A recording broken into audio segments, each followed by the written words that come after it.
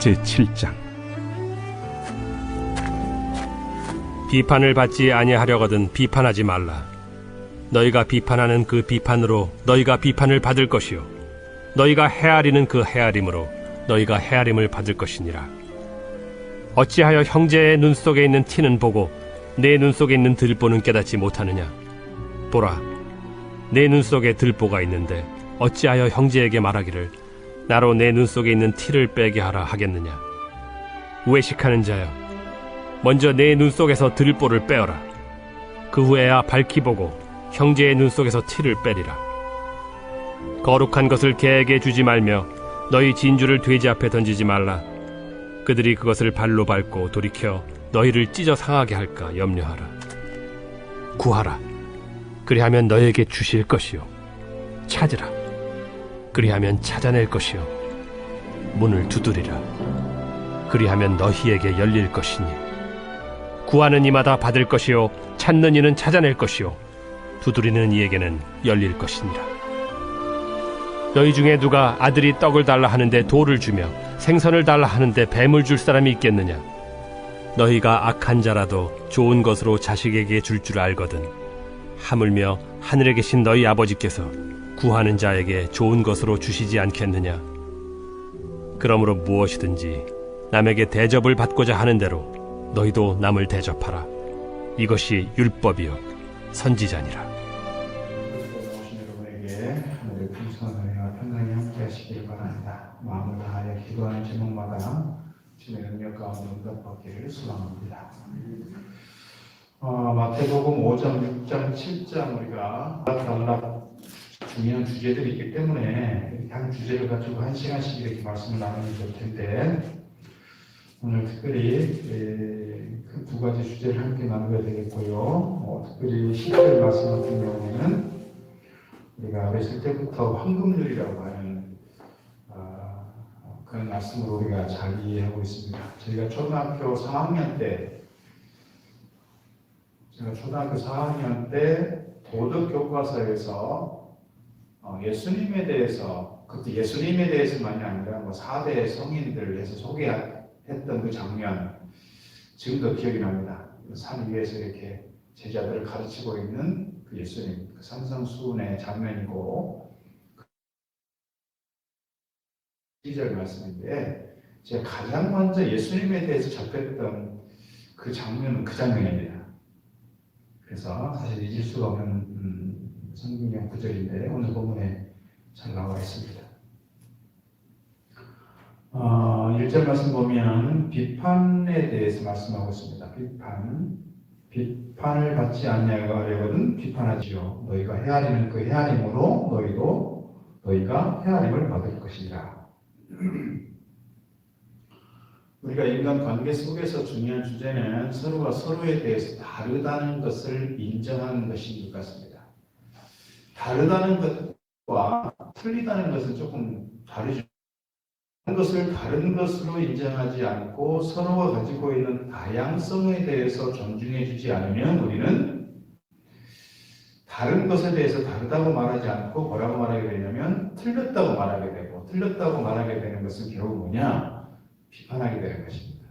그리고 비판하는 것에 있어서 중요한 기준점이 있는데 그 기준점이 뭐냐? 대부분 자기 자신에게 있다는 거예요. 나는 완벽하다. 나는 잘하고 있다. 나 정도면 됐지. 나 정도만 되어봐. 뭐 이런 기준이 있는 거예요. 그런데 왜냐? 비판하지 말아야 될 이유가 몇 가지 설명되고 있습니다. 비판을 받지 아니하려거든 비판하지 마라. 다시 말씀드리면 비판은 또 다른 비판을 가져오기 때문에 그렇습니다. 사람은 누구나 완벽할 수 없습니다. 100% 완벽한 사람은 지구상에 아무도 없습니다. 그렇다고 보면 5%든지 10%든지 약점이 있고 단점이 있고 부족한 부분들이 있는 것인데 사람들은 다 자기 감정에 사로잡혀서 계속해서 그 약점을, 그 실수한 부분들을, 그 부족한 부분들을 들추어내려 하고 그래서 비판하려고 하는 특징이 있다는 거예요. 내 존재감이 내 자신이 드러내야 되겠고 다른 사람들보다 조금 더 낫다고 하는 것을 이렇게 드러내야 되다 보니까 다른 사람들에 대해서 칭찬하기보다는 다른 사람들에 대해서 비판하게 되고 다른 사람들의 허물, 다른 사람들의 약점, 다른 사람들의 부족한 것들을 계속해서 공격해야 내가 올라간다, 내가 내 존재감이 드러난다, 그런 어떤 생각을 가지고 더 그렇게 하게 되는 건 아닌가 싶습니다. 가는 말이 고와야 오는 말이 곱다, 그런 얘기가 있습니다. 상대방의 허물을 들춰내고 잘못을 비난하고 실패를 꼬집는다고 하면 누구든 가만히 있을 수 없습니다. 지금 또 다른 비판을 불러오게 되고 비판은 반드시 부메랑이 되어서 나에게로 돌아온다는 거예요. 나에게로 돌아온다. 아주 단을 받지 아니하려거든 비판하지 마라, 이렇게 말씀하고 있습니다.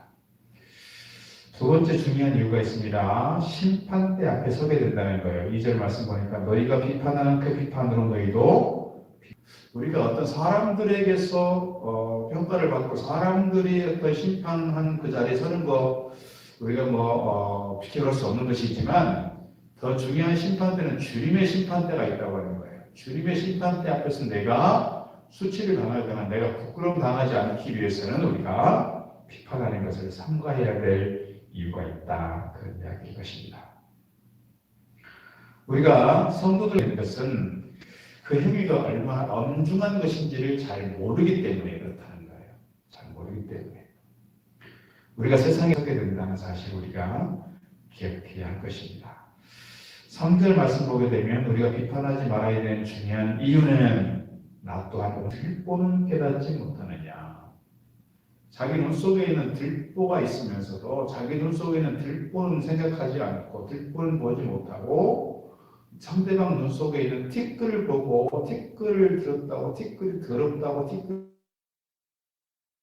지적질하고 판단하고 비판하는 그 모습이 오늘 우리의 모습이라는 거예요. 사실 오늘 본문의 실질적인 대상은 서기관들이나 바리새인들의 문제는 늘 뭡니까? 자기 자신은 의롭다고 생각하는 것입니다. 자기 자신은 율법을 잘 지키고 있는 사람들이라, 자기 자신들은 하나님 앞에서 의로운 사람들이라고 그렇게 과시하고 그렇게 사람들에게 자랑질하고 있는 사람들이었습니다. 그런데 그 사람들에 대해서 얘기할 때 주님은 너희 눈 속에 들보가 있는 걸 왜 깨닫지 못하고 다른 사람들 눈 속에 있는 팁이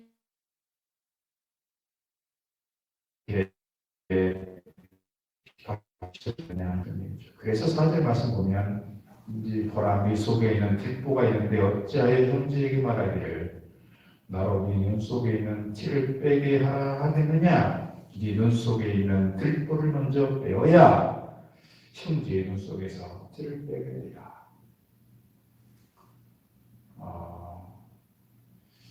우리나라에 정당이 여러 개 있습니다만 정당 중에서 가장 진보적인 정당이라고 하면 정의당이라고 얘기할 수 있습니다.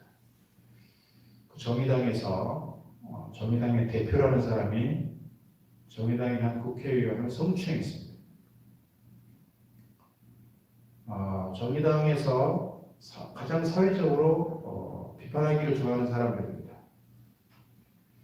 뭔가 가장 선명성을 가지고 있고 가장 그래도 뭔가 이렇게 다른 사람들에 대해서 또는 다른 정당들에 대해서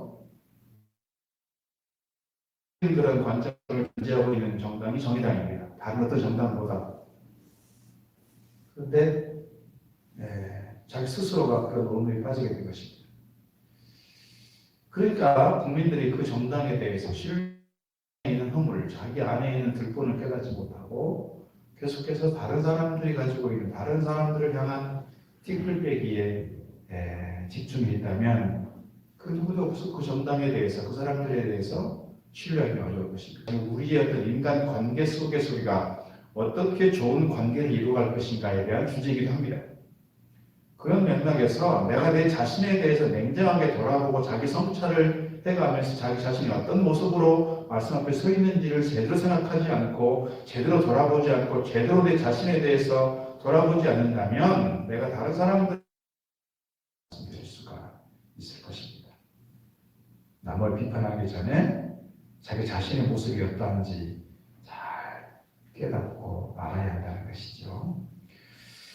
중요한 사실은 우리가 하나님의 은혜로 하나님의 자녀가 되었지만 아직도 내가 다른 사람들을 판단할 만큼 온전한 모습으로 서 있지 못하다 하는 사실을 알아야 할 것입니다. 오늘 본문의 두 번째 주제는 7절 말씀 보면 구하라 그리하면 너희에게 주실 것이요 찾으라 그리하면 찾아낼 것이요 문을 두드리라 그리하면 너희에게 열릴 것이니 구하는 이마다 받을 것이요 찾는 이가 찾아낼 것이요 두드리는 이에게는 열릴 것이니라 했습니다. 구하라 찾으라 두드리라고 하는 중요한 주제입니다. 하나님께서 오늘 우리에게 주신 중요한 특권 중에 하나가 이것이 아닐까 싶습니다. 우리가 성도로서 하나님의 거룩한 자녀로서 우리가 아버지께 대하여 구하는 거예요. 아버지께 대하여. 그러면 아버지가 자식들에게 좋은 거 주지 않겠느냐 그런 이야기입니다. 저희 큰아이가 유치원 때입니다. 꼼짝을 못합니다. 이렇게 손을 만지려고 해도 손을 못 대게 합니다. 그래서 하는 수 없이 119를 불렀습니다. 도대체 얘가 뭐가 잘못된 건지.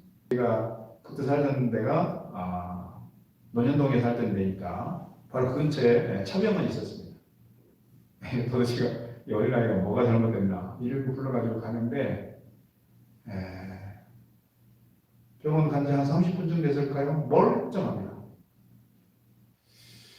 이 아이가 처음에 막 그렇게 괴로워하고 아파하고 손을 대려고 하면 손을 못 대게 하고 막 우리가 다른 일에 집중할 수 있을까요?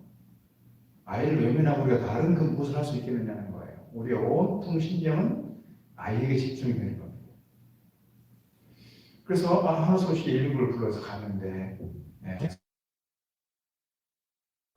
보고 웃고 아이도 이제 민망한데 아이도 웃고 그러고 왔어요. 잠자다가 뭔가 이게 결렸던 것 같습니다. 그러니까 그 결린 거 그러고 있다가 그냥 돌아왔습니다. 민망했던 지도 있습니다. 그런 상황 속이라면 어떤 부모든 그렇게 반응했을 것입니다. 우리 힘으로 안 되면 119를 불렀을 것입니다. 제가 가끔씩 이제 구조 요청을 합니다. 필요할 때. 그러면 제가 좀 부담이 되어도 아이에게 필요한 것이 있으면 채워주게 되는 거예요. 이게 부모의 입장이에요.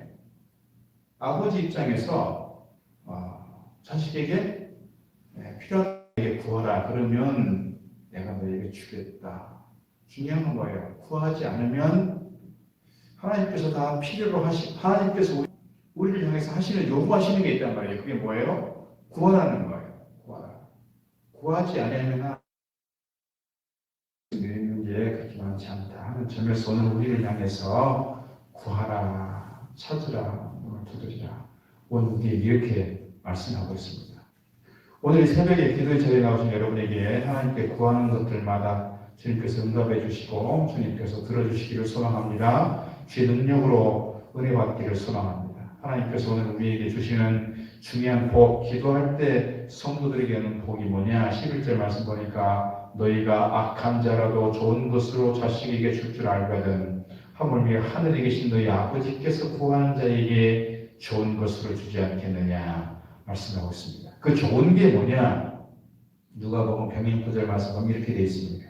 너희가 악할지라도 좋은 것을 자식에게 줄 줄 알거든 하물며 너희 하늘 아버지께서 구하는 자에게 성령을 주시지 않겠느냐 그랬어요. 성령을 주시지 않겠느냐. 하나님께서 오늘 우리에게 좋은 것, 가장 좋은 게 뭐냐? 성령을 우리에게 주시겠다는 거예요. 오늘 우리가 성령으로 충만하면 성령 충만한 삶을 살게 되고 그러면 하나님이 더 큰 하나님의 뜻을 따라 살고 하나님의 뜻을 따라 구하게 된다는 거예요. 중요한 건 뭐냐면 하나님께서 우리에게 응답하실 것을 믿는다는 것입니다. 내가 기도해 봤자 하나님께서 들으시겠어? 또 많이 기도해 왔는데 안 들어주시잖아. 이런 생각 가지고 하나님에 대한 신뢰감이 있고요. 하나는요, 거절이라는 방법을 통해서 응답하실 때가 있어요. 이거는 나한테 맞는 게 아니야. 사도 바울이 자기의 어떤 육체의 가시를 위해서 3번 간절히 기도했다고 그랬어요. 하나님께서 주시는 게 뭐예요? 내 은혜가 내게 족하도다. 그것은 응답을 거절하신 것 같지만 이것이 하나님의 응답의 방법이었어요. 또 하나는 뭐예요? 기다리게 하는 거예요. 하나님께서 아브라함에게 75세에 부르셨고 그를 자손에 대한 약속을 주셨어요. 그리고 25년을 기다리게 하셨어요. 하나님의 때와 하나님의 방법을 통해서 응답하신다고 하는 그런 하나님께 대한 절대적 신뢰와 믿음을 가지고 기도할 때 하나님께서 우리에게 놀랍게 응답해 주시는 줄로 믿습니다. 하나님께 기도하는 것들마다 주의 능력 가운데 응답되기를 소망합니다. 12절 결론적으로 그러므로 무엇이든지 남에게 대접을 받고자 하는 대로 너희도 남을 대접하라. 이것이 율법이요 선지자니라 그랬습니다. 이 말씀은 이 산상수훈만을 요약한 것이 아니라 율법과 선지자의 말 전체를 요약한 것이라 이렇게 얘기하고 있습니다. 선지자와 율법을 전체를 요약했다라고 하는 얘기는 뭐냐면 구약성경 전체를 요약했다 이렇게 말씀드릴 수가 있고, 내가 존중받고 싶고 내가 사람들에게 칭찬 듣고 싶으면 나도 내가 먼저 대접해주고 내가 먼저 존중해주고 내가 먼저 섬기고 내가 먼저 축복해주는, 그래서 높은 자리에 있으려고만 하고, 내가 대접받고 싶어서 나는 상대방들을 무시하고 내가 뭔가 인정받고 싶으면서 다른 사람들을 인정해주지 않는다면 그 욕심이라는 거예요. 좋은 인간관계를 이루어갈 수 없다는 거예요. 그 공동체에서 좋은 공동체 이룰 수 없다는 거예요. 오늘 물론 이 말씀이 기브앤테이크 주고받고의 어떤 그런 의미만은 아닐 것이라고 생각이 됩니다. 그리고 다른 사람들을 어떻게 대해야 되는지, 내가 내 아내에 대하여, 내가 내 남편에 대하여, 다른 가족들에 대해서 우리 공동체 안에서 우리가 어떻게 대해, 가장 기본적인 가르침으로 우리에게 주고 있다 이렇게 말씀드릴 수가 있을 것이라고 생각이 된다면 그 사람을 무시할 수 없습니다. 그 사람을 존중하지 않으면 안 된다는 거예요. 함부로 대할 수 없습니다. 잘 대할 수밖에 없습니다. 오늘 우리가 가정이든 직장이든 교회 공동체든 공동체 안에 살아갑니다. 인간 관계 속에서 살아갑니다. 사실 누구나 쉽지 않습니다. 또 어려워지기도 하고 또 관계가 깨지기도 하고 또 다시 회복되기도 하고, 오늘 중요한 두 가지 말씀드렸습니다. 하나는 우리가 비판하지 마라. 그리고 내가 먼저 대접하라. 그리고 우리가 해야 될 중요한 일은 서로를 위해서 기도하는 일이 아닐까 싶습니다. 오늘 우리의 공동체가 하나님께서 기뻐하실 만한 아름다운 공동체로서 정말 성숙한 신앙인의 모습으로 세워져 가기를 주의 이름으로 축복드립니다. 기도하겠습니다. 하나님 아버지 감사합니다. 오늘 저희들 새로운 하루를 저희들에게 선물로 허락하여 주시고 이 새벽을 깨워 주님 앞에 나와 기도하도록 인도하시니 감사드립니다. 이렇게 교회 나와서 또 각 삶의 처소에서 영상 우리의 공동체가 하나님 기뻐하실 만한 아름다운 공동체로 세워지도록 하나님 축복하여 주시옵소서. 먼저 나의 약함을 보게 하시고 나의 부족함을 보게 하시고 내 안에 있는 들보를 보게 하셔서 형제에 있는 띠끌을 가지고 시비를 걸고 무시하고 함부로 대하고 비판하고 정죄하고 판단하는 것이 아니라 내 자신이 좀 더 낮아지고 겸손한 모습으로 형제를 존중하고, 속에서 우리의 공동체가 하나님 기뻐하시는 성숙한 공동을 사모하며 하나님을 찾고 구하며 기도하는 문을 두드리는 사랑하는 주의 종들에게 풍성한 것으로 좋은 것으로 채워주시고 하나님 놀라운 은혜를 저희 가운데 덧입혀 주시옵소서. 무엇보다도 저희 삶에 성령 충만한 삶이 되게 하시고 하루하루의 삶이 성령을 따라 살아가는 믿음의 사람들 되게 하여 주시옵소서. 오늘도 주님 안에서 승리의 삶을 살기를 소망하옵고 예수 그리스도 이름으로 기도드리옵나이다. 아멘.